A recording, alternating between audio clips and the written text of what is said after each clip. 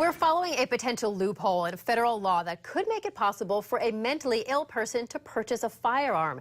Since 2009, a law requires states to report to the FBI individuals who have been involuntarily committed to mental health institutions.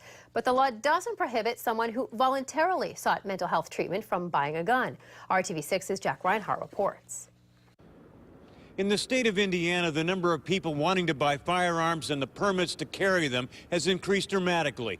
But even state police admit that the system to keep them out of the hands of people who shouldn't have them is imperfect. Every person who intends to buy a firearm must submit to a background check to determine if they've ever been convicted of a felony, a crime of domestic violence, or if they have a court order restraining them from stalking or harassment. The federal firearms form pointedly asks the purchaser if they've ever been found mentally ill or committed to a mental institution. But the form does not ask the purchaser if they voluntarily underwent mental health treatment. With the laws that are in place protecting patient confidentiality, how do you release that information to the proper people to, protect everybody?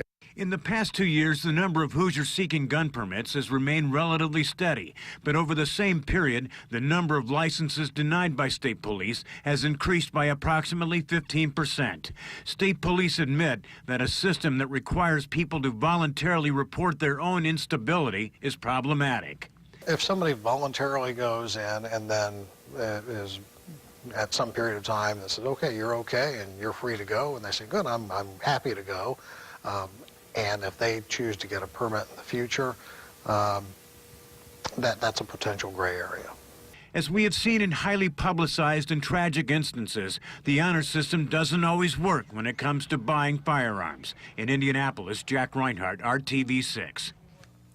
The FBI doesn't require someone who buys a gun to report their voluntary mental health treatment, but Indiana requires anyone who applies for a permit to carry a firearm must report any mental health treatment. And this note from the FBI today: the number of background checks for gun purchases in February topped the 2 million mark, the fourth straight month they've topped that number. The FBI says it performed 2.3 million background checks last month, the fourth highest number since the background check system began in 1998.